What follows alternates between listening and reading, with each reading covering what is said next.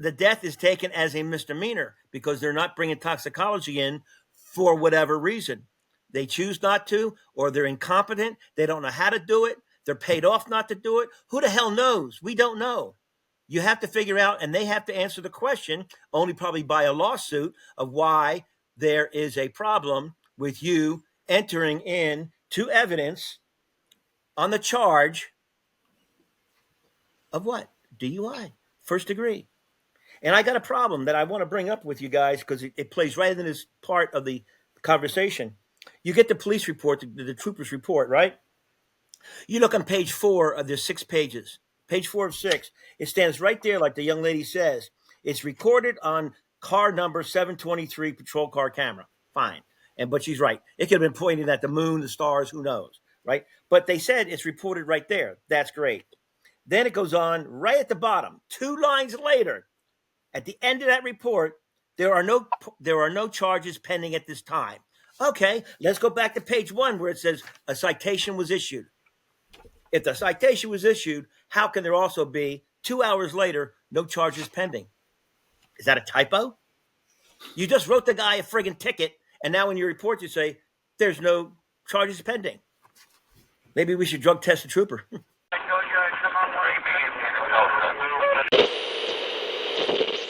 And welcome back to another episode of True Stories from a Real Private Eye.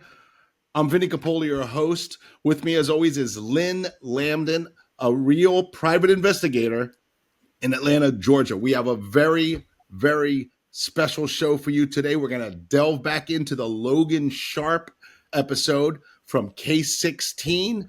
We have some special guests here who are going to talk about it, bring some new light onto it, and hopefully come up with some solutions and get the ball rolling and get some justice for Logan Sharpe. Lynn, tell us what we're gonna hear today. Well, today we got Ken. Ken Kraus is with us. He's going to shine some light on the police report. He's going to do some deciphering for us and tell us what all this means in this police report, hopefully, or help us understand a little bit of it. We got Miss Arbery. She's working to help bring justice in the community. Her nephew, Amaka Arbery, was the one that was brutally assassinated down in Savannah area. So she's got experience in helping get justice. And then we got Amaka, who is also helping bring justice to this case. They're working diligently and working around the clock, and they've been on this case for a couple months. So hopefully us working together can shed a little light and bring some help get some justice in this case. At least at a minimum, get them to bring charges against this gentleman and let a jury decide. At the very minimum, let a jury decide. Real quick, Lynn, just give a brief synopsis of K16 for everybody who hasn't heard it yet. Just what was. So basically on case 16, Logan Sharpe was a 7-year-old boy in the neighborhood playing with his friends. I think there were about 7-8 friends out in the yard, the sidewalk playing. Dylan Kaysen was high on fentanyl and cocaine. That is not disputed. It is in the police report. He was extremely high. We'll get into how high he was here shortly. The word on the street is he was in the neighborhood buying drugs. Don't think there was any found on him at the time. Can't find that out. I'll go into that here in a little bit. I called down to the Pierce County Jail today and seemed to upset a few people. But he was in the neighborhood, high as he could be, and he hit Logan and didn't even realize that he had hit him, from my understanding. And he was approximately a half a mile from where he hit him at, a quarter of a mile to a half mile away from where he hit him at before he ever stopped. From his own admission, he said, I didn't even know I hit him. Exactly. Yeah, from his own admission. Well, and one of the things that's really irritating in the police report, he tells the police officer, I didn't see him run out in front of my car, but right before I hit him, I seen him there. and the police officer realizes that this man is so high, but he still takes his account of what happened. This is one of the things I want to talk to Ken about. Ken, you went through this police report and you did some research on how high this guy was. In your experience, if you were taking this police report, would you at any point take this man's story and believe what he told you, knowing what you Well, know? it's not up for me to decide to believe out there. That's going to be left up to the courts what to believe, okay? Because there's extenuating circumstances of things that happened before and after that we didn't see. Now, what we call spontaneous utterances are things that just, when I ask you a question and you just come back with a response, that's a response that I have to log, whether it's on video or I have to put it on audio. That is your response. Let the courts qualify whether it's smart, sarcastic, fact, or whatever. But I just can't stand in the street, or no officer is trained to stand in the street and just say, "No, I don't believe you," et cetera. You could tell the officer one thing, and 2 minutes later contradict it or deny it. That still goes on the paperwork. So that you had a spontaneous utterance or a response to a question, okay, or whether you just volunteered it by yourself before I even asked you questions. I have to collect everything that I hear, say, and is in the area that's material there. So Okay, I'm not qualifying. I'm not qualifying what the driver would have said to me. Okay, but in the response verbatim that I would quote in my report, I would also say what his demeanor or his condition that I seen him in. Was he also in a stretcher? Was he bleeding? Was he in pain? No. Okay. Did he seem high, et cetera, et cetera, et cetera? If that's what I observed, that's what I put in there. so none of that was put in the police report.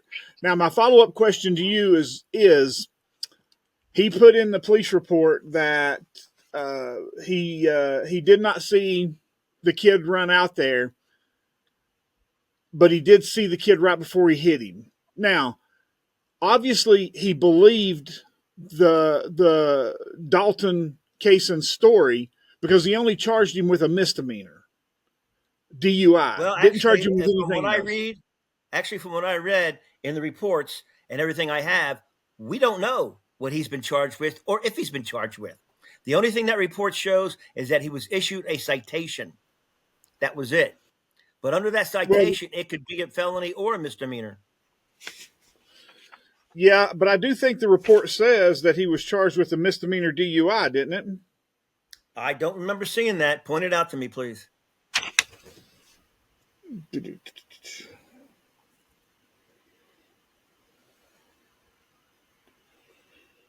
Miss Arbery or Amaka, do you remember what the charges are? Do you have a copy of the charges?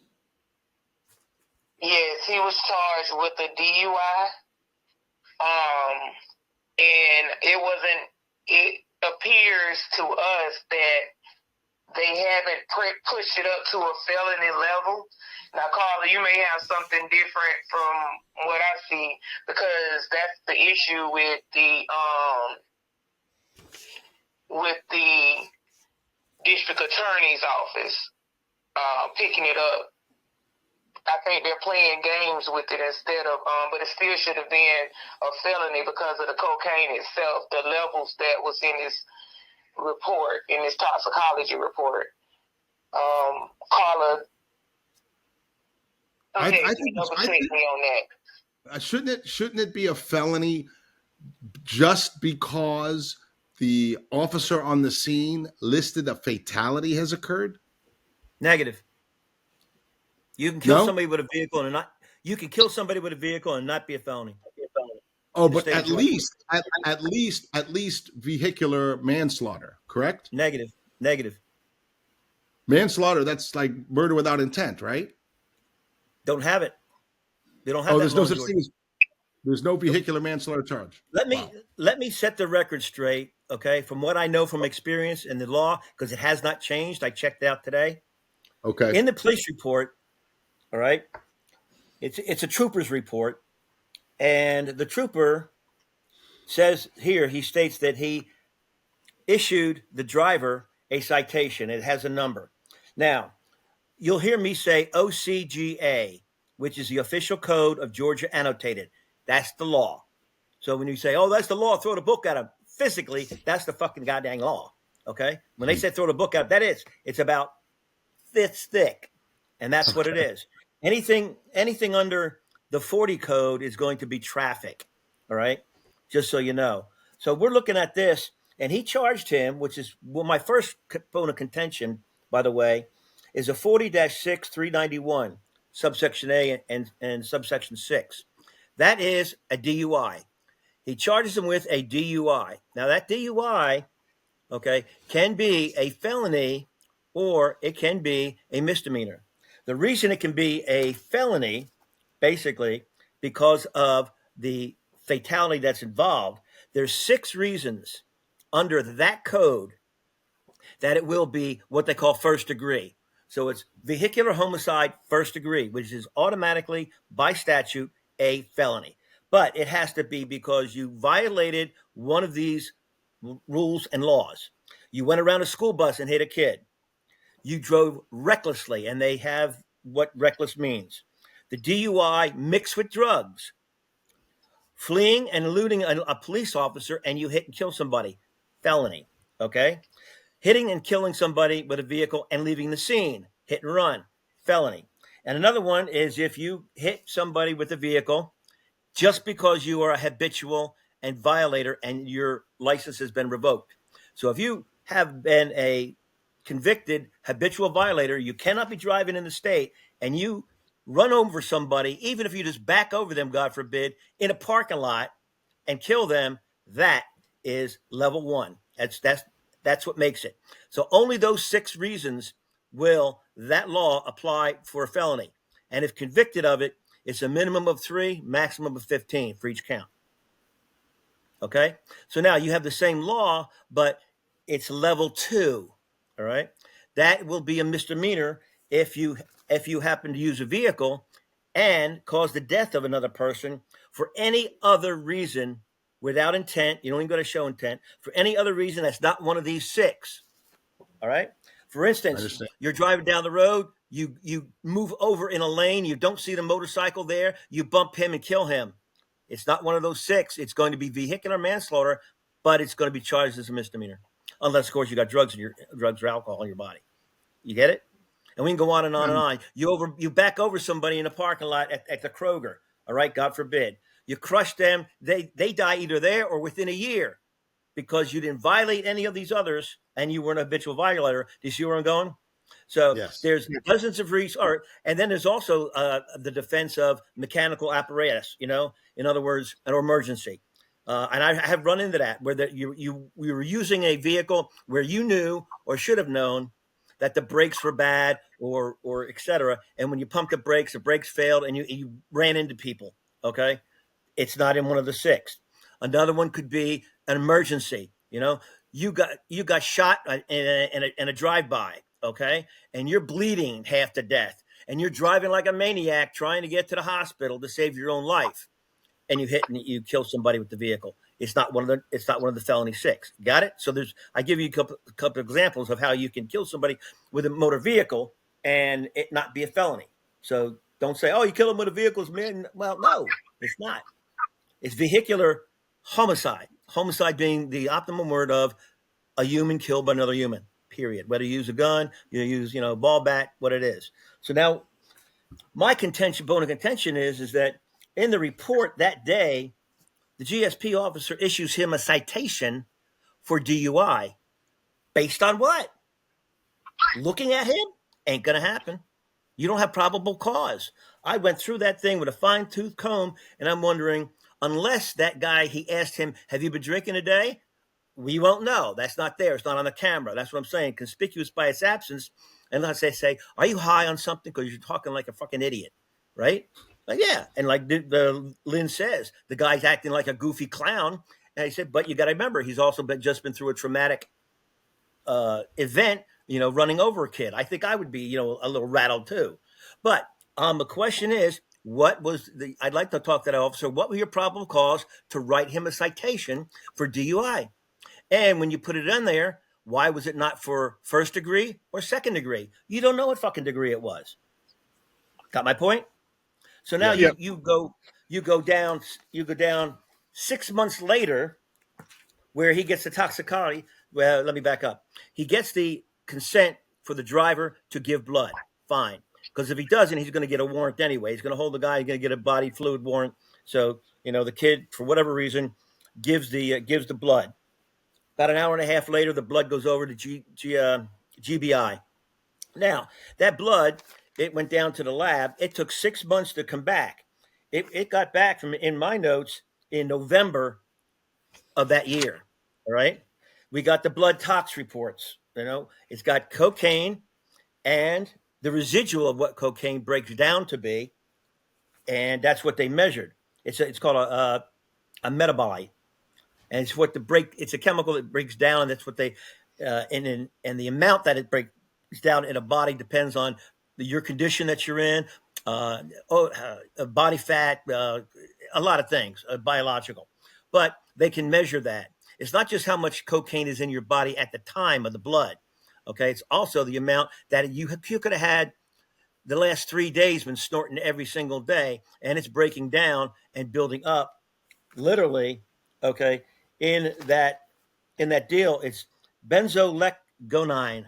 Look it up.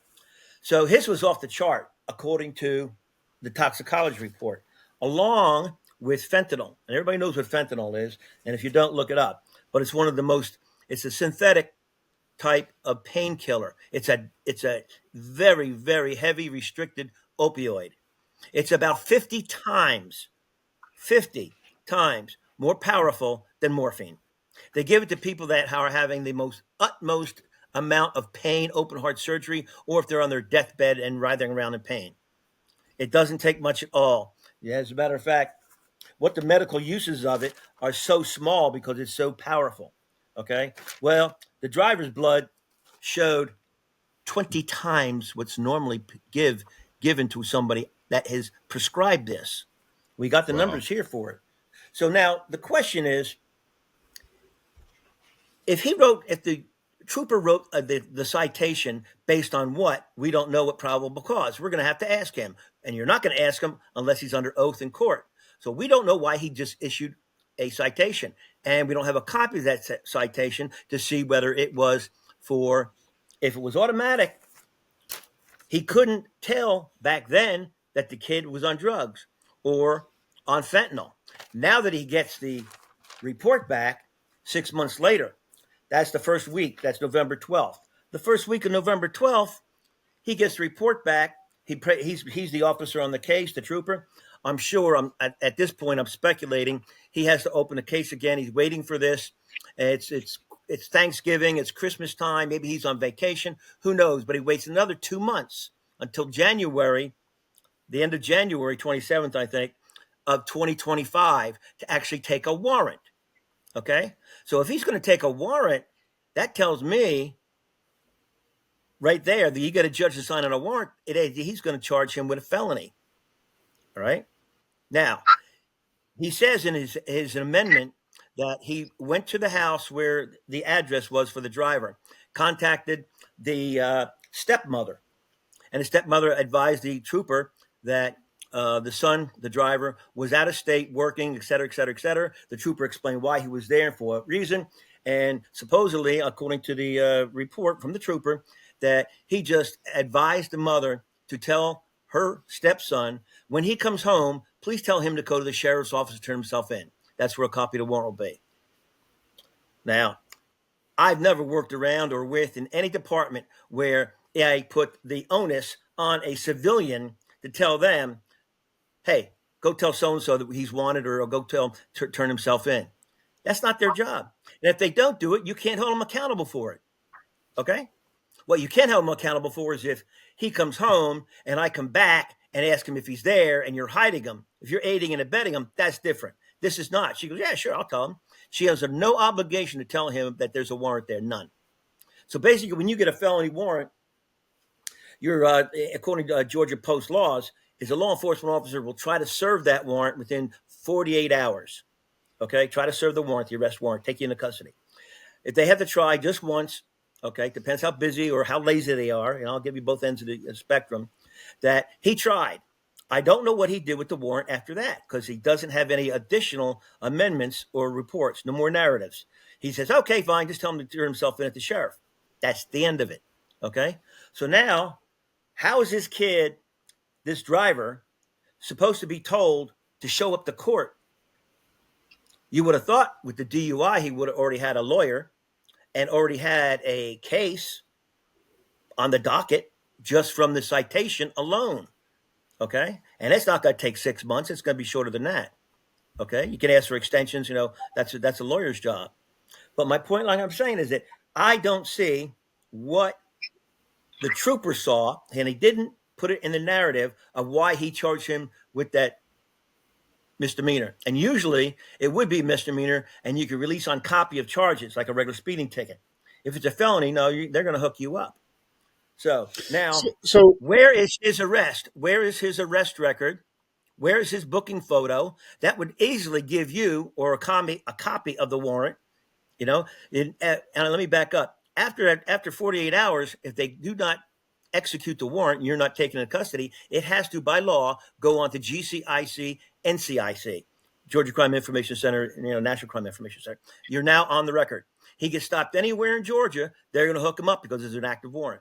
They'll call in, they'll make sure and verify the warrant, click, click, he goes. And then, they just transport him to where he needs to be.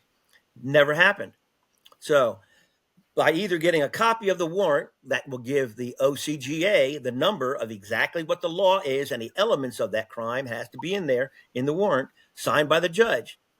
That warrant is either on GCIC, NCIC, or it has been fulfilled and we can't find how it's been fulfilled. It means we got no booking pictures, no photos, can't find them in the jail, or it's been quashed, possibly taken back by a judge. That's the only three things that can happen with a warrant.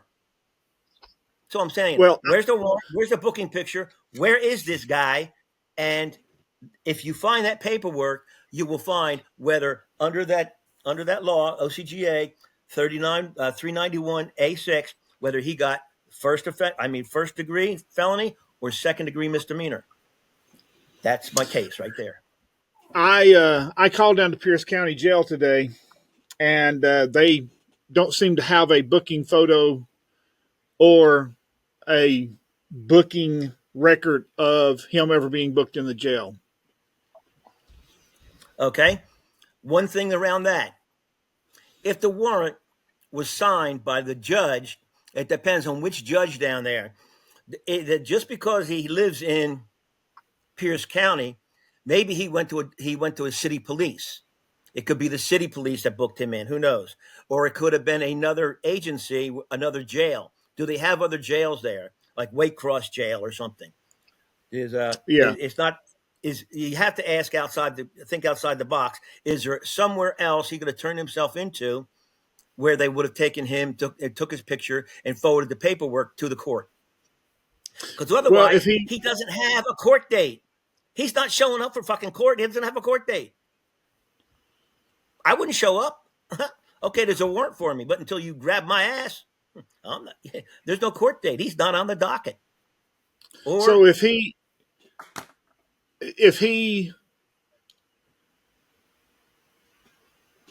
What's your gut tell you, Ken? Does your gut tell you that he's in jail somewhere on a felony, or does it tell you that? No, because if he was arrested back when, if you get to January 27th is when the warrant was signed or issued, and we don't know if he's been arrested or not. So I don't have any gut feeling on it. I can give you a gut feeling once I get told, or what we learn through checking the warrant or checking the booking, what exactly the OCGA number is that he's charged with. We'll know. The 391 he's got a court date on June 19th. For what? Yes, he does. It's only for DUI, and my apologies. I did want to tell you that it has been confirmed that it is still a misdemeanor. His grandmother is actually trying to come on, so I'm trying to forward her what's necessary to try to get her to at least be able to give all of the information, because she has that report that can confirm that it is still considered, it's just a DUI charge, simply. And So Logan's grandmother did confirm to you in the last few minutes that it is a DUI misdemeanor. absolutely, that's the issue here, because they refuse to upgrade the charge now that they've received the toxicology report, which they been received back in December, by the way.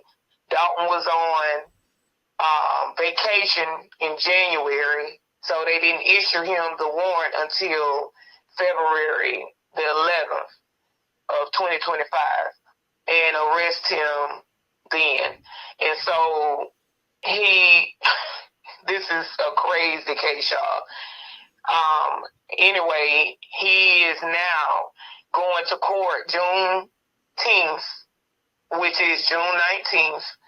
Our holiday of, us being no longer considered slaves.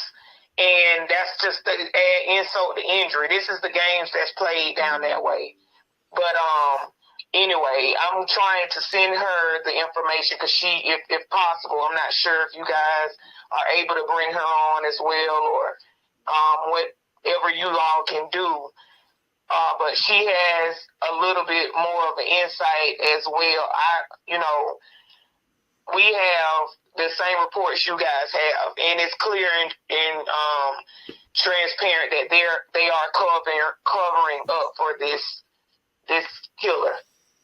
So, well, yeah,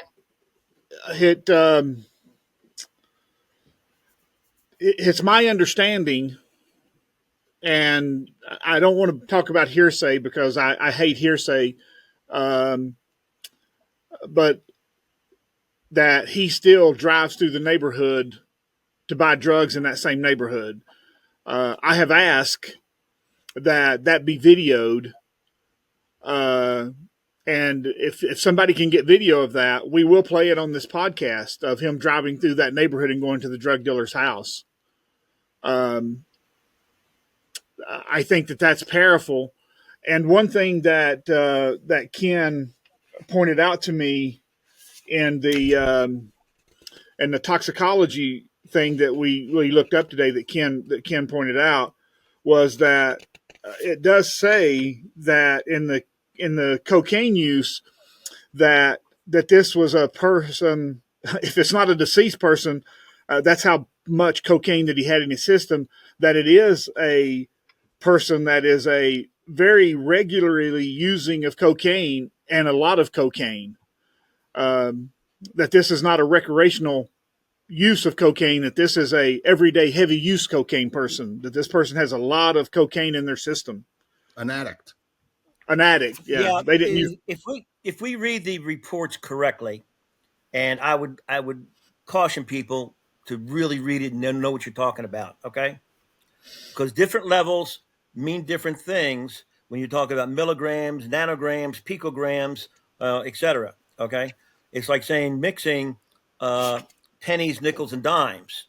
All right, one dime, and you say, "Oh, he got 100 pennies," but yeah, well, he's also got a dollar bill. So $1 bill equals 100 pennies. But when you say 100 pennies, you see what I'm saying? It sounds like a whole bunch. No, they're equal.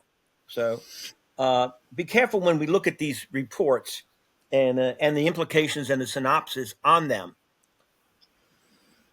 It's going to be, bottom line is that somebody is going to have to talk to the people in the chemistry lab here that took these. And I mean, when I say somebody, specifically pointing to the DA's office, saying, you got the same thing everybody else has. This is common knowledge, okay? This stuff right here is out there. The numbers are there. Why, according to statute law, of course, OCGA, why are you failing or declining or refusing to go with a felony on this when it clearly states that? Okay, I'd here's be a really good, and then they're not going to answer it. I don't know what you want. My gut feeling. You asked for it. Now that I have more information from this young lady, they're saying she's verifying that it's a misdemeanor. I said, okay, fine. Maybe we don't have to go find booking report or find the arrest record or whatever to find the exact charge. We'll go on the assumption she's absolutely correct. Okay. Why? Why now is it not being pushed up to a felony? That's the question, the $64 question that nobody in that realm of the sheriff's office and or the state patrol and or the district attorney's office. What Is is that what keeping you, them from doing that? That's your is question. that what, yeah. Excellent. Is that what you think this case in June is about? To determine that? Okay, what I see from this case in June, from everything that's in front of me, is that they are trying to get him, because he's pled not guilty. And Carla, correct me if I'm wrong, because you have what I have in front of me. He's pled not guilty of the DUI, so he's trying to get off of the DUI charge, and he's, it's been told to me as well that he is literally trying to discredit the witnesses that were interrogated at the scene, and we know that that's an issue as well, because they didn't even put the correct info that, the statement that the witness gave that they do have, it wasn't even accurate, to the point where the witness had to go after the incident and give their version of what they told the officer, which they said the officer didn't write down what they said. And the officer's body cam footage was turned off upon arrival to this scene. In addition to the officer putting in his statement that he was, and I may be getting ahead of myself, y'all, but just to put this out there, the officer put in his statement that he knew the family. So that's just to give you all some kind of glimpse of where this case has went and where it's going. If this, I'm sorry to interrupt you, ma'am. If this, and once again, I'm not an expert like Ken, but this is my naive interpretation of what you just said. If he is going to court to squash the DUI charge, that means he's talking to a lawyer and he knows that's going to bury him. Well, I don't think he's going to court to quash the DUI thing. It's probably the preliminary hearing, or it's probably It's real easy to find out. Just call and see if it's on the trial scan. If it's not on the trial scheduled calendar, it's not going to trial. well, it's probably an arraignment. It's probably the arraignment. He's probably going to plead. Get arraigned. That's how 6 months to get arraignment. Give me a break. Well, this is the first hearing. It can't be that backlogged. This is well, you wouldn't think it would be down there, but this is his first hearing, and your first hearing is typically the arraignment. So here's my next question for you, Ken. So one of the big things about this is that everybody keeps bringing up is the body cam, that the camera was turned off in the car and on his body. So my question. Wait, let me correct you on that. And Carla was about to chime in also. The car cam was possibly still on, and that's in a report that we have. Now, we will say that, but which angle this car was facing or any of that, we don't know. But we do know that the body cam for sure was not on, and that was important, because if he was walking up to people, taking statements, and any of that up close, contact with all of the witnesses that were there, which he did not take statements from the older children that were there, that were teenagers, who, the baby was with. He definitely wasn't able to get the audio of that. So he could have put in that statement anything he wanted. But also, I believe you guys were talking about the court case being the first arraignment. This is his second court case. And I'm going to let Carla chime on in and let you guys know a little bit more, because it's been a game played with the mother receiving information about showing up to court. And, the solicitor is who has this case right now. And the solicitor has been playing games with this family and telling the mother he would keep her up, dated whenever to go to court. And we had to tell the mother that the next court date is scheduled for June 19th, because the solicitor told the mother, I'll let you know the first time, and he told her at the last minute. So she wasn't prepared to go in. She didn't know that she could have went in and said that she wanted the judge to keep him because of what took place with her child. And they may have possibly, we just gonna say wishful thinking, up the charges from my knowledge at that point and kept him.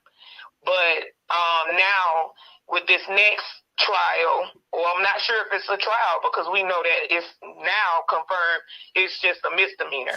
So we're talking about just a simple DUI charge. Right. Now, since you say that it's in a court with the solicitor, that confirms it, because solicitors only hear misdemeanors and below. They don't hear felonies. So it didn't go to a district attorney yet. Yeah. So it hasn't been to an indictment for a felony yet. Yeah. So yeah, it has to go to the district attorney for it to be a felony. If it's a solicitor, it's a misdemeanor or below. That is correct. Ken's on the ball. Ken's listening. Absolutely. The solicitor is who's been playing these games. Between him and the district attorney, Marilyn Bennett, it's been a game. We went to have the mother to take a letter up there to both offices.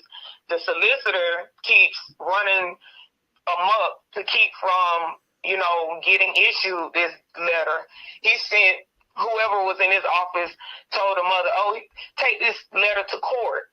We don't even know. They told the mother when she got to court to give it to some lady. The mother, I'll have to ask her the name of this lady. We don't even know this lady's position.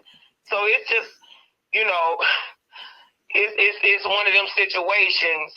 And then on the district attorney side, Marilyn Bennett is saying, well, I haven't received any charges in my office for him. I haven't received, this case at all in my office, even though she has been tagged into an email that, and I'm going to let Carla, like I said, because she has a lot of these documents as well. Well, everything I have, she has. So I'm going to let her kind of chime in now, Carla, and correct me if I was wrong on anything that I said thus far. Okay, he just the documents. He went to court for an arraignment in April. Oh, so his arraignment was in April. Yeah, April the 17th at 9:00. That's when he was arraigned. Do you remember what the specific charges were back then?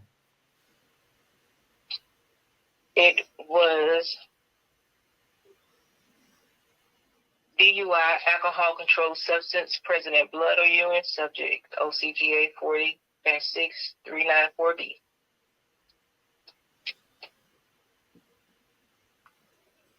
Did you hear that, Ken? No, it was broken. Carla, repeat that. Okay, his offense, DUI, alcohol controlled substance present in blood or urine, subject to OCGA 40-6-394B. 394 or 391?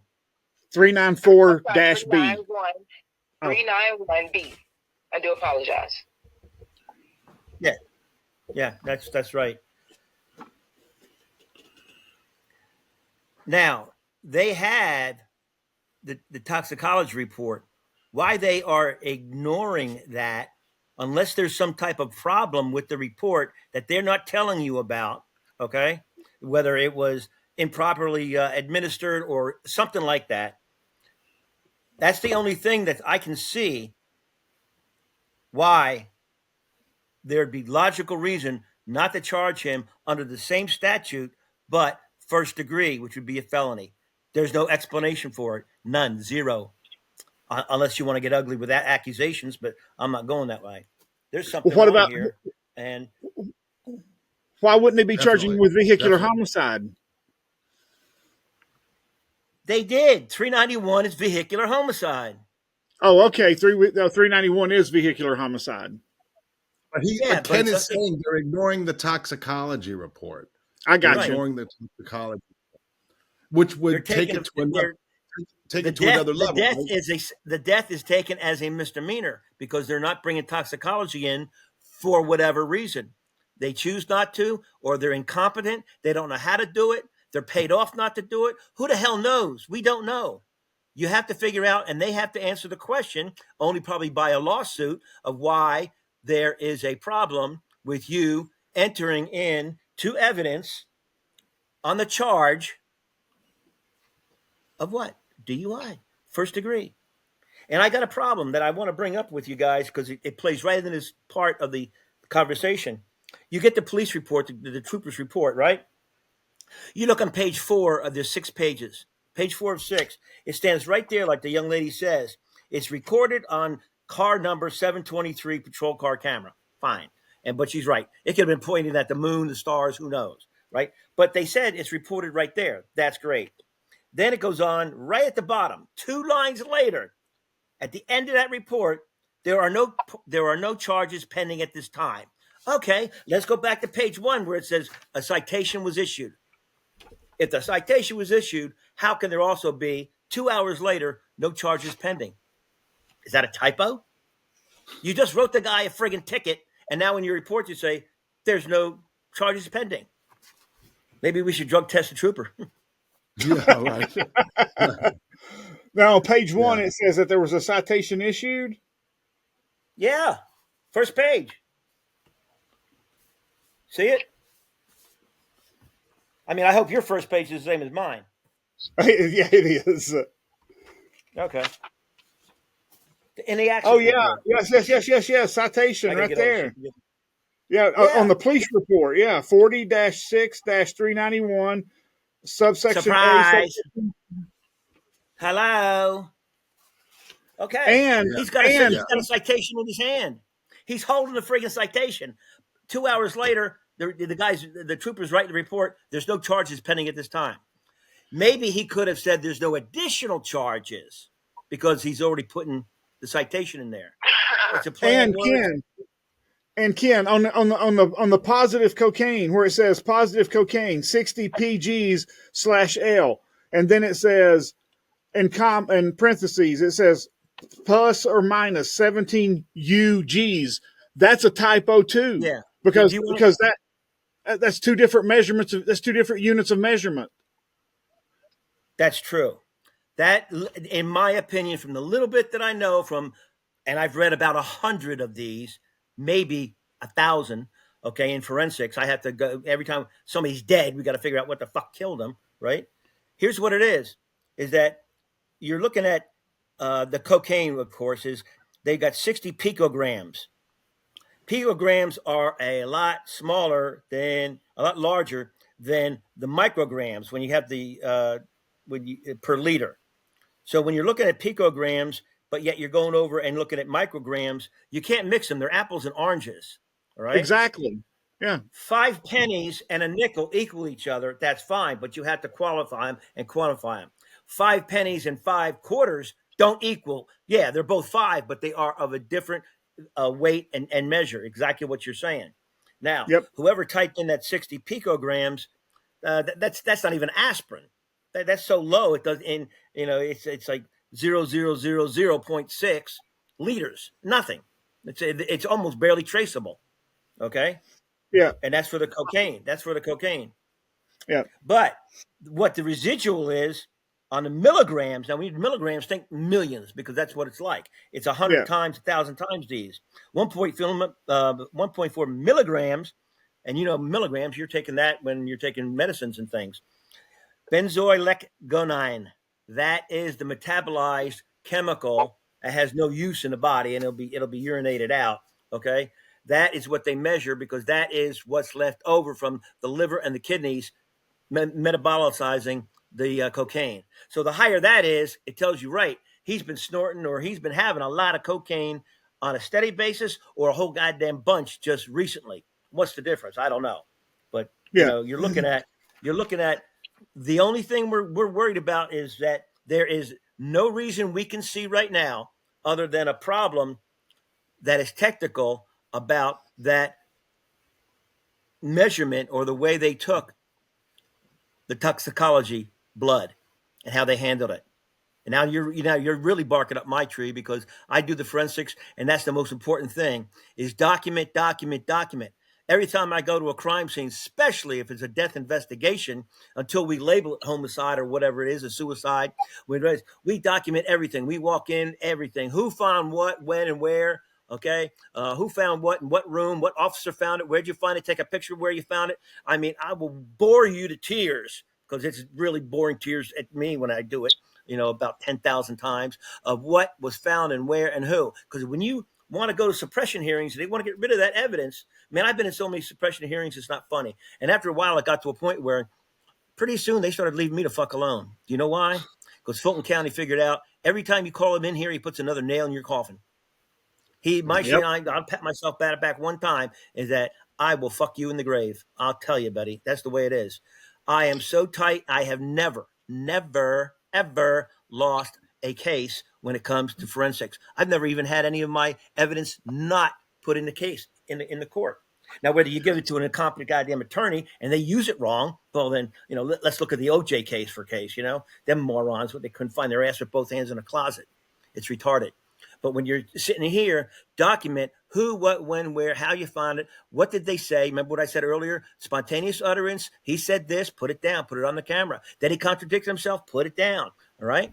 It depends on really how you document and who took the blood, where did the blood go? If I was a defense attorney, I want to know, was he coerced into taking that blood test? He could have refused it and waited for a warrant for body fluids. Okay. Not that it would have made a difference, but as long as they have him in custody. Who actually took it? Well, we got the name of the EMS that took it. How did she take it? Was she trained to do it? We're going to go after all these freaking records and find out. And there might be a niche in their armor who says, throw the toxicology out because of whatever reason. And if they do, we're fucked. That's the way that is. But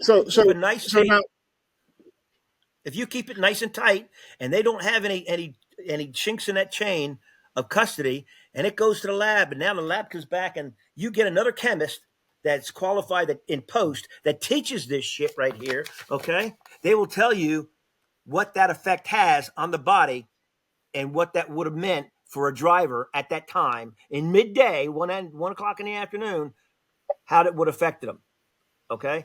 Now you're going to turn around and, again, ask the solicitor's office, why is it only a misdemeanor? Explain it. You can't get rid of the report. You've had expert witnesses says this. Doctors and PhD back it up. I don't care if you got witnesses or not. Human witnesses sometimes are the worst kind of goddamn evidence we can get. I'm telling you. I've seen them shredded in tears on the stand. It's crazy. Yep. The point being, these things are either accurate and qualified or they're not. And if they're not, then they should say that it was wrong. There's a problem. They can bullshit you if they want, or they can come out and say, we're not going to go forward with the felony because there's a problem with this report. And I can understand that. Prove it to me, and I'll shut up and I'll go in my room and cry. But otherwise, exactly. This is suspect of why they will not take this as evidence. I rest my case. Yeah. Yeah. Well, you're right. There's suspect. Amaka, did you have a question?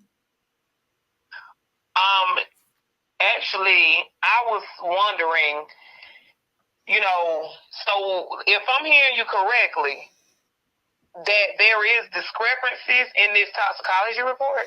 Well, there's discrepancy in the police report about he said that there's no.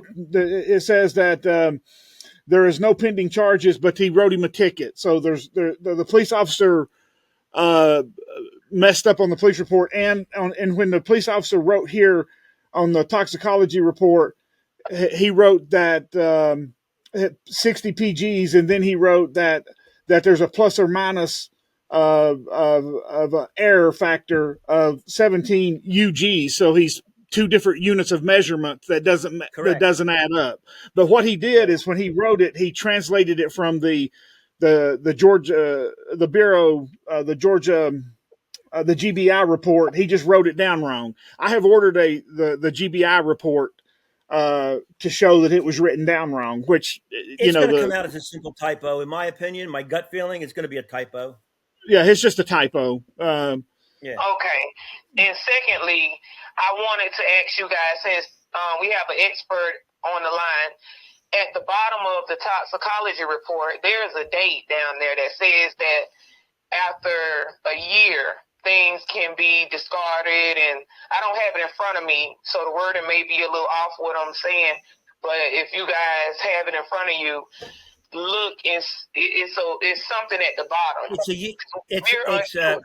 It's a retention of records and evidence that goes a year after a conviction, either a conviction or an adjudication. So basically, after this case is disposed of, meaning that once that this case has come to a final conclusion, it's been adjudicated, whether the case has been thrown out, guilty verdict, a not guilty verdict, whatever the situation, a year after that point, the evidence can be destroyed. Yes. Well, they just did something automatic. Okay, I'm sorry. Let me finish. No, yes, it's not automatic. His they blood. Have to go to.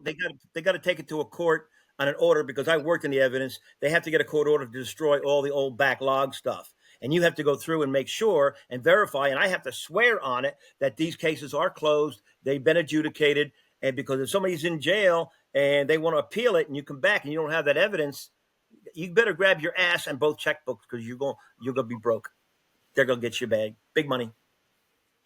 So basically, the case has to be 100% adjudicated, no appeals left, nothing. So it has to be complete. Okay. Yeah. A year after that. Yeah, you have a year after that to appeal, to use that evidence, because, like I said, it's not automatic. Whoever's holding that blood they might not do it for 4 years. It backs up. They don't have the time and the money to do it, but they are authorized and allowed to apply to a court to have that stuff destroyed. Yeah. Or discarded, whatever. Yeah. So they're allowed to. We are speaking specifically about the specimen, not just the documentation that, after it was tested. Everything. We're talking about everything. It doesn't matter. The blood's already gone. We got the test results. Okay. If we get you get an official report certified from the GBI, what this is, that's good forever. That's never going to change. The blood's going to go away. Yeah, it's probably gone now. They can't keep that forever. Okay, what's in their data banks regarding this case would be erased, but you still have the written record. As long as it's not just it's a certified copy. It's got to be something coming from the court or filed by GBI. They certify it. Now you can keep it till the day you die. This episode is brought to you by Simple Funding LLC. For all of your pre-settlement funding needs, contact Simple Funding LLC to receive your money promptly. They're a customer-centric legal funding company that provides exceptional funding solutions at affordable rates. Simple Funding covers a diverse range of cases, including car accidents, slip and falls, worker compensation, medical malpractice, wrongful death, and more. They recognize that life goes on and you need to access your funds immediately, which is why they offer clients a swift and efficient process with minimal documentation requirements. For more information, visit simplefundingllc.com or contact them directly at 678-855-6232. So I heard you say that if there is a discrepancy with it, that it would mess the whole case up.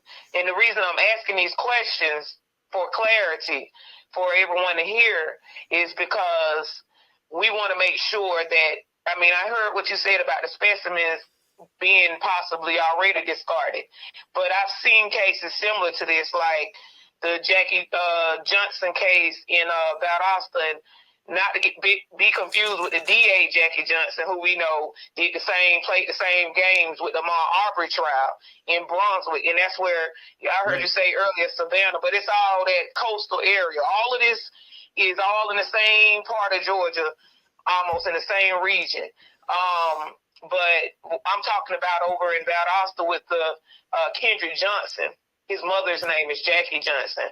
And we saw similar issues with the games being played with these forensics. And so I want to make sure that I'm getting an understanding of how they can play games with this, even the GBI.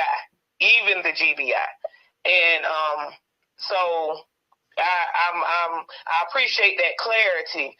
And I'm just hoping that, because with this Kendrick Johnson case in Valdosta, not to get off of Logan, but just to show the relevance, because with that, they had to exhume this guy, this young, he was only 17, so he still was a kid, and it happened where he was killed at his school.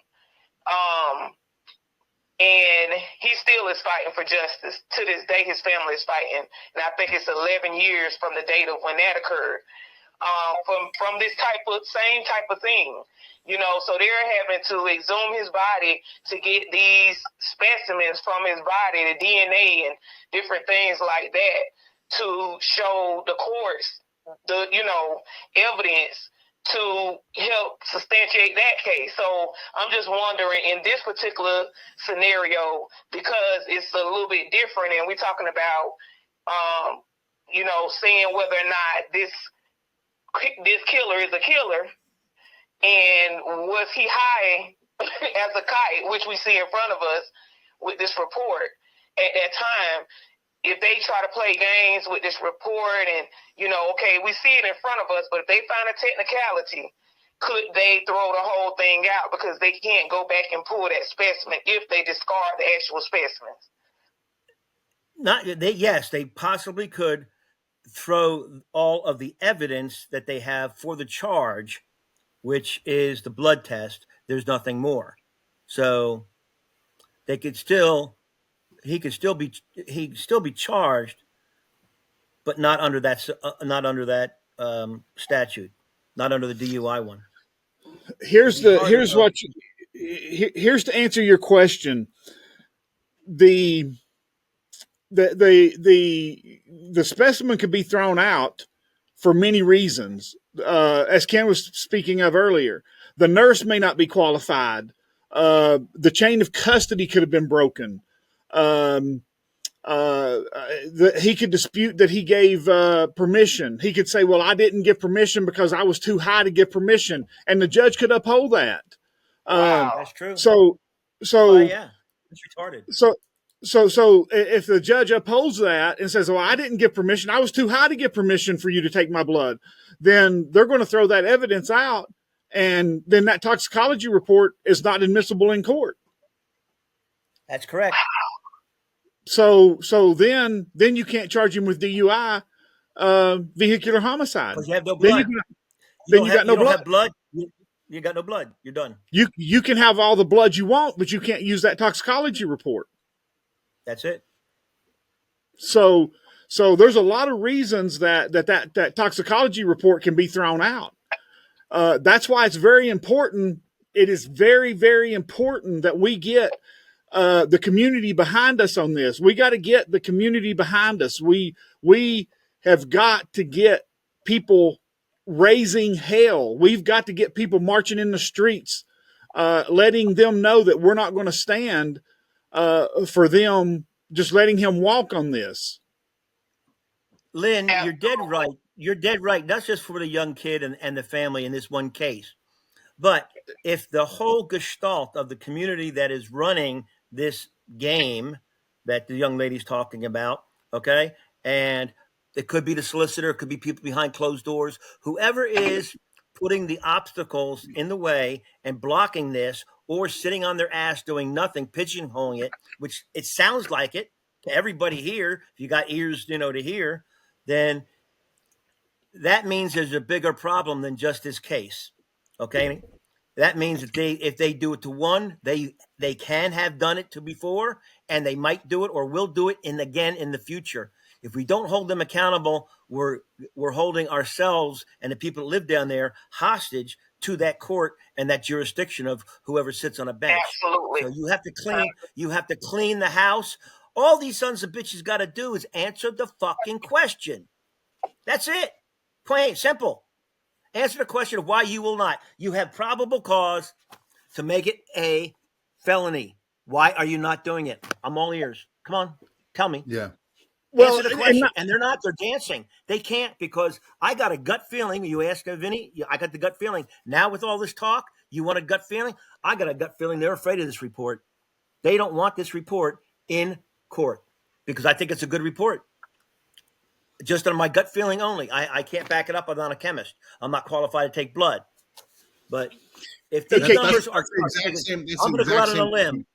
Yeah, I'm going to go out on a limb here as a forensic. As I'm put my state credentials on the line and say if this report was taken correctly and there's nothing that can adjudicate it out.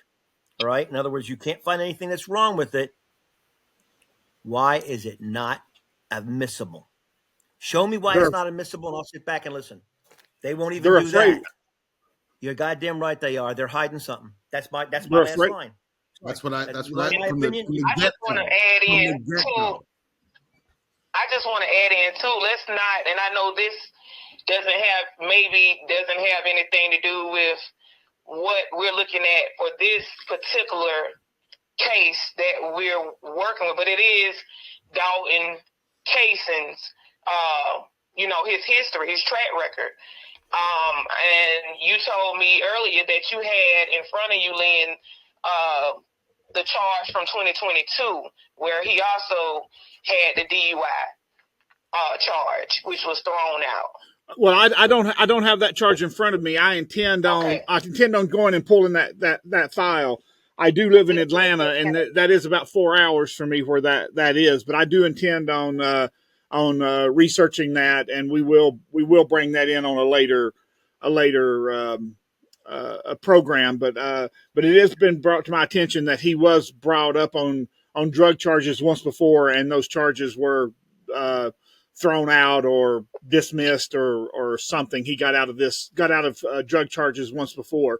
But we will research that and we will find out what those are about. I have that information. Oh, you do have that information? Mm-hmm. Okay. Yeah, he was in possession of cocaine charge. He and a friend of his, but the friend took the charge because he was a first offender, and that's why it was dismissed. So was Dalton not a first offender? Obviously not, because his friend took the charge for him. Because both of them got caught. So, when no matter who is what, everybody will be charged. But it was charged with the possession of cocaine. The young man took the charge, and since he took the plea, Dalton was dismissed off his record. And what county was this in? Was this in Pierce County? Mm-hmm. Right there. Big surprise. Shocking. Yeah, I agree with you, Ken. So let me go back to this body cam thing. The officer's body cam was turned off. Ken, let me ask you a couple questions. If the body cam is actually turned off, is that indicated? Can you tell that? When I say turned off, I mean turned off versus loses Wi-Fi connection or battery failure. Yes. Is that whatever happens to that camera can be documented. It can be documented. That needs to be documented also. That needs to be brought forth and documented. I'd like to know why his body cam was not functioning at the scene. Good luck. Yeah. So in your department, Ken, if you go on a scene like this as a forensic investigator and your body cam does not function, and there's an inquiry brought up about it, what would your superiors say or do? Well, you just answered your own question. They would have an investigation. In my department, and most of the departments I work around with, when it started coming up with body cams, and prior to that with the dash cams on the vehicles, okay, if they stopped functioning, their normal function, okay, or if they were turned off, it was an automatic IA, internal investigation, automatic, no matter what, okay, that's it. They want to find out what failed, why it was turned off, and that's the policy procedures. I possibly cannot fathom why you would want to turn a camera off, because you're getting the facts, the figures, the faces, all the F's they say, the fuck ups, everything is there. It's a jury's dream. Okay. I read one case. It was out in Arizona, just to let you know what could possibly happen. And the drug dealers went into this house. The cartel went into the house just across the border, went in and slaughtered everything in the house. They chopped up the babies. They made it so hideous that the responding officers were puking and couldn't handle it. The officer at the time, I think it was a deputy sheriff, turned his camera off because he did not want that to get out or be seen. Not because he was hiding anything. All those things, all the everything that was going to be grotesque beyond imagination was going to be taken and photographed by the forensic people. He wasn't hiding anything. He just didn't want it to be on his conscience that he could not watch and see it anymore. What's the difference? He said, I'm walking outside puking my guts out. You're not seeing anything but my puke going into a nearby cactus.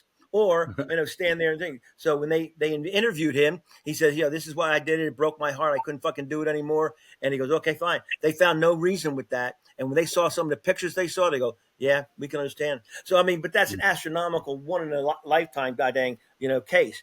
But could they happen? Yes. But in our policy procedures, if your thing, we getting chases, uniformed officers getting chases, tackle people. You see the body cams on television, all that, what's happening, the noise and all that. It gets ripped, it gets kicked, it gets broke. We know that. It just didn't get kicked and hurt by itself. Okay. You see the body cam when you're fighting somebody, it gets ripped off or the lens gets broken, possible. Mechanical, Wi-Fi breakthrough. They got a list of everything that could possibly go wrong with this. Which one is your reason? Okay. Even when a car wreck, you got a car wreck and the officer's body cam, when it hits the airbag, it deployed the airbag, it shows it. So our policy was that, camera broke or whatever. It says, that's fine. You're going to turn it in, write a report about it. The IA will say, okay, you're having an internal investigation. Doesn't mean a bad thing. It means we are going to do our internal investigation on it. And they're going to exhaust down the list of all the things that could have possibly happened with that. And they're going to say, okay, they're going to come with a conclusion. And if it looks like you're trying to hide something, especially if you are being accused of beating somebody handcuffed or shooting a bad shooting, and you don't want that to be there, God forbid anything, okay, then your shit's going to be in the wind. It's going to look really weak and bad because you turned it off. Or you're trying to cover for somebody real, that folks. You know what the fuck. Same thing. Or you're trying to hide the evidence. That's all. Yeah. So you you never turned your body cam off, not once. The forensics guys, I never had a body cam. Well, yeah, you wouldn't have a reason to have one. We didn't wear them. We didn't wear them. Yeah, you went out in the field. Yeah. Now we have videos all the time. We walk through in videos, and I have to narrate what the video is and stop and all that. Bore you to tears. But Ken was out in the field. I was in uniform. Ken had to go out in the field. I left the uniform. I left uniform patrol division back in 2000 before cameras were even thought of. I went over to CID, criminal investigations detective. I made detective early, and half the time I'm in a Zoom suit anyway. The body cam wouldn't do any good. You put a Tyvek suit on and a class 4 air breathing suit, whatever. You just don't know. Yeah. Well, the young lady's still on. Miss Arbery, I wanted to say something. Okay, go ahead, Ken. Go ahead, Ken. If this was, I cannot give legal advice. I never give legal advice. I don't even lead people to legal advice. I'm not any way, shape, or form qualified, licensed to do that. I'm not a lawyer. I'm not a paralegal. Got it? Good. But if this was my case and you were basically going to ask, what the hell would I do? Okay, right now, when I get off the phone tomorrow morning, I would be getting together with a defense attorney on a civil case to let them know, regardless of how this goes, for against this kid or for the driver, whatever. However, it is criminally adjudicated, which way I would still feel motivated to go after the family and or the processing of all this case. But that's just me. I'm a turd, and that's just the way I feel. So I think that's good with that, advice. you're telling an attorney's eyes are going to open up and go, yeah, well, I'm not a defense attorney, so he's not going to be able to, I mean, a prosecuting attorney, he's not going to be able to do a whole lot. But if he knows that he's going to get a concession on suing who's ever involved here, the county, the sheriff, who knows, solicitor, name whoever is in this, barrel of monkeys that we got here. If he knows that he's going to be able in the future to have a shot at that case for big money and some justice, he might just sit in and start asking the questions and getting the same railroaded bullshit answers that you guys are getting, but he's now got a bar license to do something about it. But that's just my take on it. Nobody else. That's not legal advice. No. And I'm going to chime in on that to even say, and I may be wrong, God forgive me if I am, to say, even when you said the family, it just made me think about his brother, who recently, 2 weeks later after this incident happened, passed away from being too high. Same drugs, and was too high. So if they, I'm just sitting here and I'm like, this is a clear cut case. Everybody was getting high. It's clear. Yeah. The brother OD. Well, was there ever a toxicology report released on his brother? Now that is a good. I can get straight in and look into that, because that is a good. You just raised. Well, here you go. By Georgia law, if it was an unattended death, right, they should have done an autopsy, and that would have taken into toxicology. Absolutely. Yeah. Yeah. If they found that kid dead, and nobody was around or witnessed, and he had no other health problems, diabetes, heart, whatever, you just found the motherfucker laying there dead. Oh, no, we're going to have to go with the autopsy and at least the toxicology to find out what the hell's going on. But I wasn't there, so I don't know. But if they didn't, that would be very, very strange and odd and out of the way for me to believe. Is that public information, Ken? When that happens, can I do a open records request and get a copy of that? It depends if it's a closed investigation. The coroner or the medical examiner, whatever they call them down there, if they've closed the case, and the most you might get is no toxicology and cause of death undecided. I'll bet you a beer on that one. Yeah, I'll try to get a copy. Hey, it is what it is. I mean, it could be a dozen things, from good to bad, 1 to 10. You got to get the copy of what was said and put in record, and stand by that and say, okay, is that what you said he died from or of, or the like the old saying, he didn't die because of COVID, he died with COVID. It's two different things. Yeah. Yeah. Yeah. Well, it's pretty obvious that they're trying to cover everything up. Well, They're not being very forthcoming. Put it that way. Exactly. They're not being forthcoming, and they should. So it gives it the appearance that there is something trying to be covered up. I'm not accusing anybody, but when you're out there with the community and you take an oath and a badge of office, okay, you're supposed to protect the public and do the best you can, okay, up into including whatever resources you have, not hide behind doors and bushes and play camouflage. You're supposed to open it up and be real. Let the real people see what happened. Look at the toxicology. Qualify the people that took all the evidence, okay, on one side, and qualify the evidence of the people that are down there that were witnesses. Get it all together, play it out. Let's see what is real, and not this bullshit here. This is ridiculous. It is ridiculous. Well, and you got to remember, government is by the people for the people. That's why they're supposed to be transparent. They're not supposed to hide. They're not supposed to be camouflaged. So we can't let them do this, because they have to be fair across the board for everyone, regardless of who the defendant is. They have to be fair. That's called justice. well, or it's not called justice. Exactly right. Amaka, Miss Aubrey, do either one of you have any questions? I just wanted to, Carla. Okay, now correct me if I'm wrong again, but just kind of to give people an idea of the good old boy system down there. Marilyn Bennett, the district attorney. Okay, Judge Bennett, the judge. Sheriff Bennett, the sheriff.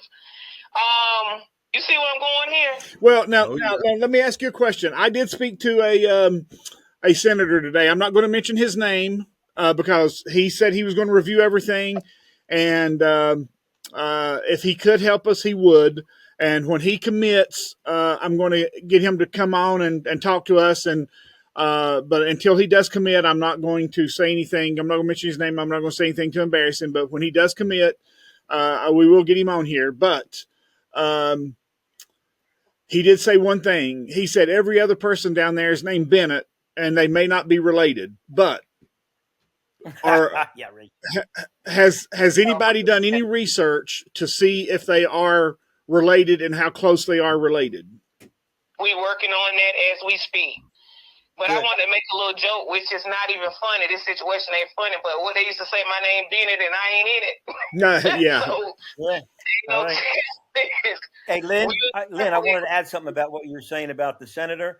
And all I can say is that to add in what you're saying, not to correct it, is that he said here or proposed that he would look into whatever he was given. If he's not given everything, he's not going to be seeing everything. Okay? Well, the people that we're talking to, the young ladies that talked to here, they're not being given everything. So why do you think they're going to give everything to him? It's going to be very important. Matter of fact, it's going to be paramount that he gets every piece of information and interviews these young ladies. And, because there's a lot of shit on these reports. There's a lot of holes and a lot of things missing. And he should have all the facts before he puts his neck out on the line. That's all I can say. yeah. Well, I'll make sure that he has the facts, and I even sent him this 6-page report on the toxicology to show how high this guy was. Even saying that he should have been, a normal person would have been dead if they would have had that kind of toxicology. Exactly. Yeah. So hopefully, he understands, that. And my last point to the senator is that the system is there for a reason, and let's put this kid in the system and let the system do what the system's supposed to do. Let's not let these crooks. Let's not let these crooks take him out of the system and hiding behind doors. Let's put him in the system and let the system work the way the system is supposed to work. That's what my plea to the senator was. You know what? We could have a new slogan. All right. Let the law work for Logan. Let the law work for Logan. Let the law work for Logan. Yeah, I like that. Wow. And I want to add one last thing to that as well. Keep in mind that I don't know if it's been brought up yet, but I wanted to add that Dalton, according to the mother and grandmother who lives on the street where this occurred, Dalton is still, to present day, riding down that street to get those drugs. Well, with after reading the levels that he had in his system, after reading what that toxicology meant, doesn't surprise me because he's an addict. He probably just can't quit. He's probably addicted. And he's got no other source. He's got no other source that he can trust. Mm-hmm. Yeah. Yep. And it sounds like he's being protected down there. So yeah. Oh, sure does. Why not keep going? Yeah. So I mean, why not? Yeah. I mean, he can. You're right. But you got the children that were there to witness this happening, that's seeing this same truck with the grill messed up where it killed this baby. Oh, that's seeing the same guy with his green vest on wherever he works at, riding down the street, and the trauma that these children are suffering from, it's like a monster in the movie. Every time this comes, they have to relive what they saw. It is. They can't even It's return salt in the wound.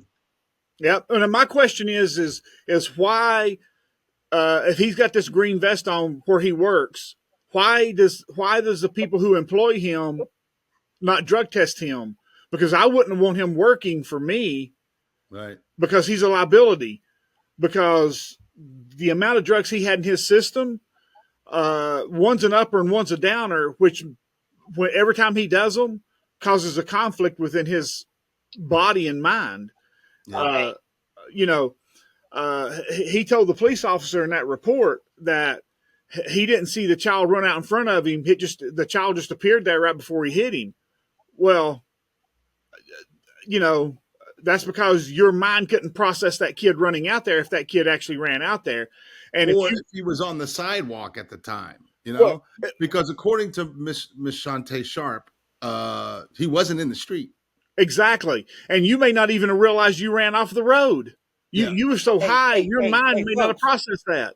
Hey, for the 3 or 4 of us that are here that are sober right now, I drive down the street and I got kids at both sides. I slow the fuck down just automatically. Yeah. I can't imagine just continuing to do the speed limit. Yeah. I'm just scared that one of them's going to do that. The ball or the dog or the cat's going to run out and they're going to run out in front of you. Stereotype. Yeah. So if you see the kids, you don't have to wait for them to run out. Yeah. That's ridiculous. I agree with you, Ken. What was that? He's not driving. He's not driving with due diligence. Yeah. Yeah. Absolutely. Yeah. But let's keep in mind that we have a witness statement signed saying that, so the witness said, not just Shaunte Sharpe, the witness and the witnesses who were there that the police refused to get statements from, stated that the child was on the sidewalk and he ran up on the sidewalk and killed this baby. So with that being said, that just goes to show you how this case is going. That gets back to failure to do your job, and that would come under a civil case, I think. But again, I'm not only that, but he hit the kid so hard. He was driving at such a speed that he hit the kid so hard that he knocked the kid's shoes off. So that was a pretty hard lick. When I was 14 years old, I got hit by a car, and I got hit by a car again when I was 16 years old, and neither time did I come out of my shoes. And not just that, he hit him so hard. Carla, what did they say? That the impact, the child died instantly from the impact, and that, the child couldn't even take a breath because I think he went up so high from the impact of that truck. And they said that it would have been a bloody mess. I think the coroner said that. Am I correct, Carla? That the mother had said that I think the shoulder was broken, the face. He had some dark, totally black. And so he died right then from the impact.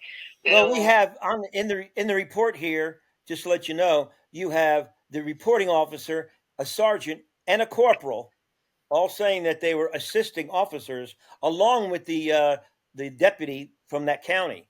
So you got 4 of them there. It's not like you didn't have enough people to say, oh, we didn't have enough officers. We didn't have manpower to take the pictures or to investigate or to field interview or whatever, or even get their name and number so to go back to them when you had time. 4 officers out there, and they're assisting what? What the fuck were they doing if they're not assisting? Thank you. Yeah. Yeah. They were doing just what what's in the report. They were the family. They knew the family, quote unquote, knew the family. So we don't know if they're. Keep in mind, on me and Carla's way, we had a commemoration for him on Sunday. On our way back up towards Metro Atlanta, we passed, coming from that area, so many signs that said Sons of the Confederate Soldiers. Their monument. We took pictures because this 2025, but it's real. This is real. This is still, we still in, it's Jim Crow era down there. I mean, we got to look all around us. South Carolina don't even have a hate crime bill still in 2025. So just imagine that they are really believing that they can get away with this. They are strategic, and I'll put my name on the line and say that this is what is happening. Well, And, here's what's got to happen. This is one time that the black community has got to step up and get behind you guys.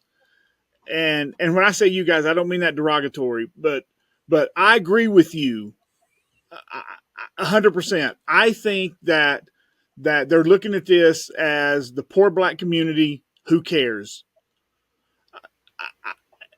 And I disagree with that. That's why that we have you on here. That's why Ken's here. That's why Vinny's here. We want justice for Logan. We're behind you. We will march with you in spirit and in mind and in soul and in body. But the black community has to come out and say, we're not going to stand for this. You can't be violent. You can't break things, but you have to come out in numbers. You have to come out in force. And you have to let them know, and that community down there, that you're not going to stand for this, that Dalton Kaysen has to be charged with a felony, and a jury of his peers has to judge him. And he can't be tried in this county. This has to be moved to a county where he can be judged with a jury of your peers, not his. I agree. Yeah. Now, I don't agree. I'm going to tell you why I don't agree. Because I'm getting to a point where I'm tired of marching. My people that that I'm affiliated with, we're tired of marching. So at some point, it's got to, and that's just me, but I'm going to say that and say less after that. But at some point, where does this end? Where does this end? Because, just to look at, like I just said, this is strategy. This is a system, and I'm not going to be long-winded, but this is a system that goes so far back to an oppressive time. I mean, we talking about this whole country right now is standing behind this type of injustice. Well, I disagree with you there because you got Vinny and I and Ken who are fighting with you. So I agree with you that your county down there is being oppressive. I agree with you 100%. But you got many people like Ken and Vinny and I who are on your side and disagree with what that county's doing and is willing to help you in any way we can. But they got to know about it. They have to hear about it. But exactly. They have to hear about it, and we're doing our part to make them hear about it. We're doing our part to make them hear about it. I called the senators down there. I called both of the senators in that area. I called the jail down there today. I rattled their cage. I let them know what we're doing. I aggravated the people at the jail today. They kind of got irritated with me because I was calling. I don't know if it's because they're getting a lot of calls about him. I don't know if you hire an attorney to do the same things, knowing that he might have potential on a case, civilly afterwards, then it's going to hold a lot more power than just what Vinny and Lynn here has. Because now they said, oh, they can't bullshit him too much. He knows the law, and he is authorized and legally bound to find the right answers. They can't lie to him because he's officer of the court. They can blow smoke up our ass all day. With a parting thought, just remember this, folks. Remember this. What you tolerate will continue. Yeah. That's not what I'm saying. I'm saying the complete opposite. And that's what I'm asking you. Do you think that, because we look at this thing on a global level as well. And globally, it's the same oppression. I mean, at some point, it pushes you over the edge. Now you on a whole nother, and it is people like yourselves that have supported, our movement. When I say our movement, I'm talking about civil rights from day one. But in 2025, it's almost like the shock value of marching has went away. So now we got to come to whole nother level of defense. And I agree with that. That's where we at. I agree with that. I agree with that. And I'm sorry to interrupt you. And tired of marching. Yeah. What does marching do? Yeah, I get it. But this could be the case. This could be the case that goes national, that sheds light on this type of corruption, and then suddenly other people are going to say, "Hey, that's what we got to do. We gotta bring all the information to light and get it in the right hands." Organize. Let's organize. Let's not organize with just that neighborhood. People like Vinny and I is trying to help you get this word out. And Vinny and I is heard in all 50 states and in foreign countries. But let's yell loud. Let's do what we have to do. But when you say globally, but this is at home. This is in your back door. This is in your backyard. Let's start in your backyard, and let's make this one heard. Let's make that shockwave start in your backyard. Let's get justice for Logan. Let's, like Ken said, make the law work for Logan. Make the law work for Logan. Let the law work for Logan. Let the law work for Logan. And if it comes down to it, you get good qualified legal assistance, and you hit them where it hurts most, in their motherfucking wallet. Take their money and make sure that you got a corrupt problem there. And if you don't fix it and you prove it's corruption, then guess what? Excuse me. They're not just going to do it to black folks. They're going to do it to Hispanic. They're going to do it to Asian. They'll do it to other white ones because they'll feel empowered to do it. They'll do it to anybody. So if I let them do it to you, okay, then the next person is going to be, doesn't matter what their skin color is or their religious, affiliations. They're just going to think they're the kings on a throne and they get away with it with anybody. And we got to stop that. We got to absolutely. And by no means, I think you now hear me clearly. I'm saying I'm not on, to me, Martin Luther King is marching and protesting. I'm more of a Malcolm X, type individual. So I'm on a whole nother level with this at this point. And I'm trying my best to do it with all of the, I'm covering my bases is where I'm at. So we got to get some type of, we're going to walk this thing down as you guys are, telling us to do. Of course, we're working on that. But when they continue to play the games that they're playing, we got to dismantle white supremacy all day long. I'm not going to, hold back on that because that's the problem. We say, okay, this was a case here. This is a isolated incident. Oh, this happened over there. That's isolated incident. We got to put the pieces together to understand that when we go back to the beginning of the system, that once we just got to be transparent. Whenever slavery was ended, this system was designed, even before that, to do just what it's doing. And so you have a president who is backing this up and is in his little minion backing it up. When I speak on the minion, you know who I'm talking about. The one who's really running the White House with his technology. And, you just got all of these people that's supporting this. And they're, they got things in place. When you send in a civil rights suit to the national level to be reviewed, where does this end? Again, we talk about South Carolina with the no hate crime bill in place. That state has been fighting. I know why, because I'm helping. I'm out here, and that's why I moved to the Metro Atlanta area from down in that Pierce County, Ware County area, so that I can help reach back and help people that's in these rural areas. But I'm constantly seeing case after case after case, and I'm a veteran. Hey, I'm just gonna tell y'all, 15 years of law enforcement. But I was in the Department of Corrections. I did it in Georgia, and I did 10 years, Georgia, went over to South Carolina, did a couple of years in South Carolina. I'm 5 years. So when I say I've seen it from every angle and I know the games that's played, I know what I'm saying because I saw it firsthand.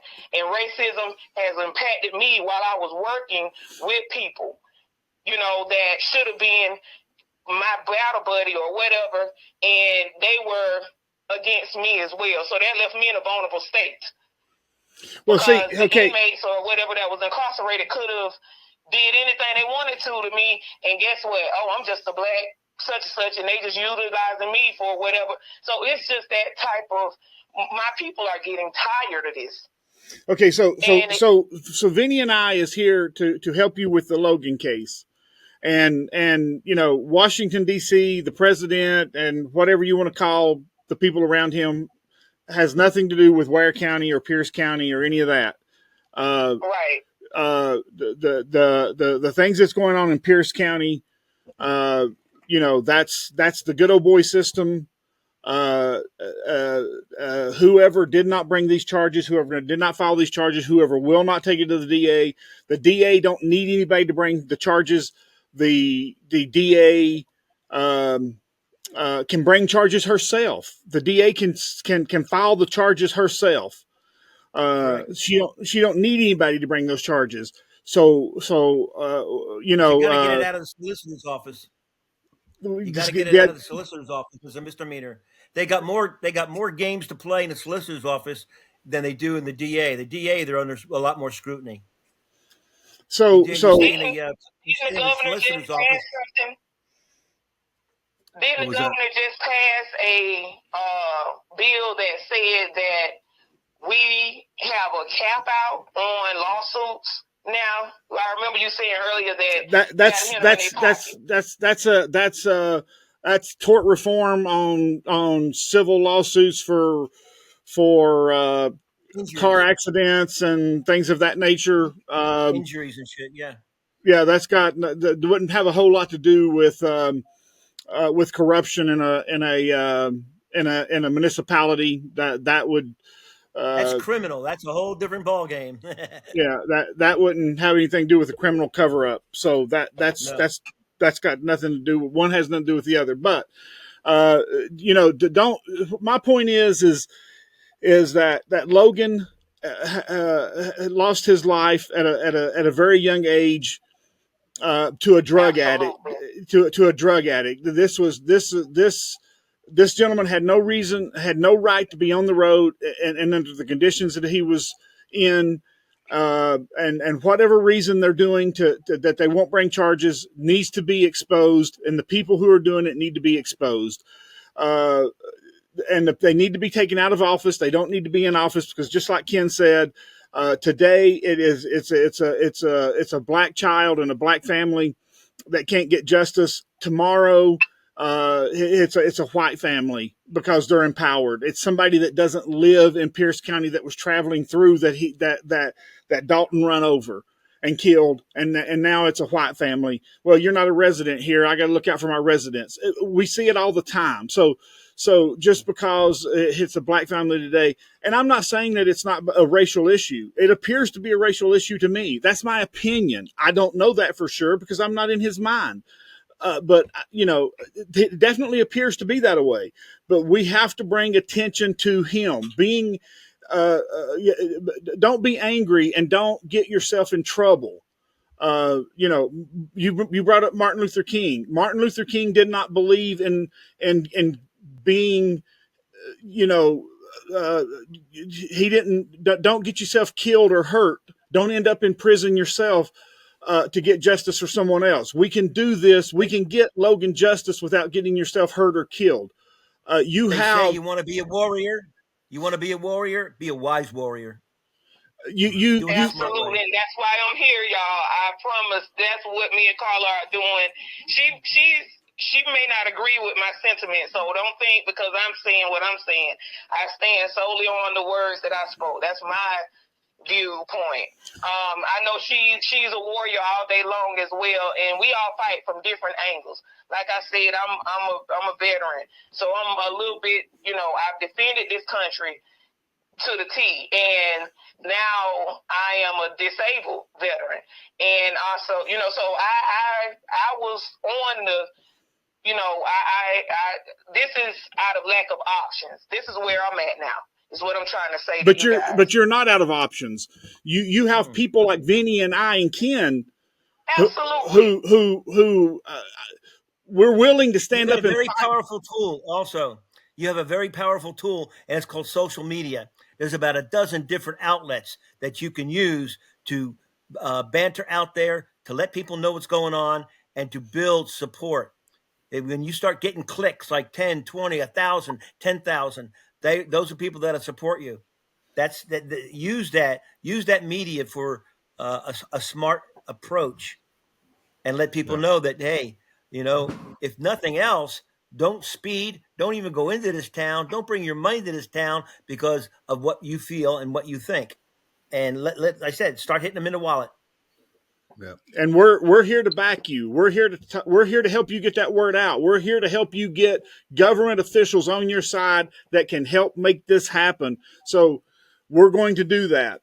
But let's bring this thing to a close. It's getting late, and I'm sure that everybody's getting tired. And let's bring this to a close. But Miss Arbery, it was nice speaking with you. It was definitely nice. This was a very good informational podcast, and it was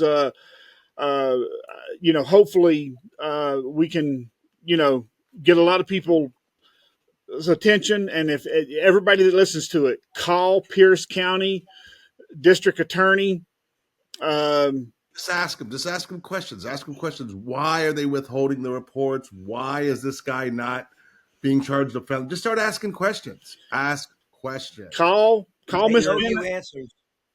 They are your elected officials. They owe you answers. Yeah.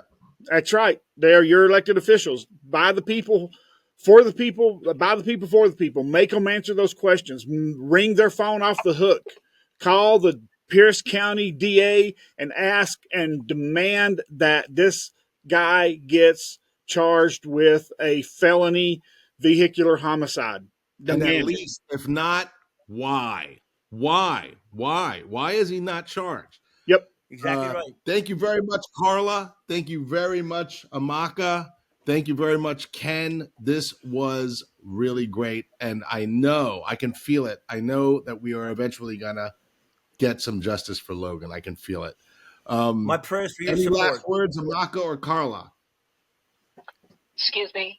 Any last words? Carla or Amaka? I would No, I've said enough. But listen, thank you very much. anything to Thank you say? very much for that. Yeah.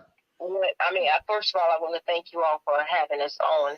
I did challenge the community to start flooding the DA office as well as solicitor office with letters asking why haven't this been done and that been done. That's to good. be a start, to get them involved in community, because that's where they need to start. They need to see letters. They need to have documentation, a paper trail to say, hey, I submitted this and I want to know why. I need an answer. And, hold them accountable for not doing what they're supposed to do, because they pay them. They're supposed to make sure justice is served according to the law. And so they had a challenge, like an assignment almost, and we've been getting real good feedback on that. So I'm hoping that the letters will start really flowing into the DA's office, asking for applied charges. Good. And not just, I mean, yes, keep the letters going, send the emails, but not just that, make some phone calls. And if you got time, show up at their door. Hey, not at their door, at their office, at their place of business. Hey, why isn't this happening? Why is this not happening? Why is this happening? Why? Oh, no, I'll wait. No. Yeah, I'll wait for you. Yeah, come back from lunch. I'll talk. And then ask them, if you don't answer me, would you answer my attorney? There you go. And then, like I said, you get an attorney sends them a letter with a 30-day notice to answer or intent to sue. Now they have to go on record. They have to answer. Right. Yep. Ladies, thank you so much for being here. Ken, thank you very much for your insights. Thank y'all for having us and using your platform to give us the voice. And I'm going to be quiet after that. Thank y'all so much again. Thank you, ladies. I'm going to disconnect and let you ladies go. All right. Thank you, ladies. Thank you now. Bye-bye. And thank you, Simple Funding, for sponsoring this episode. This was a great one, guys. We will see you next week.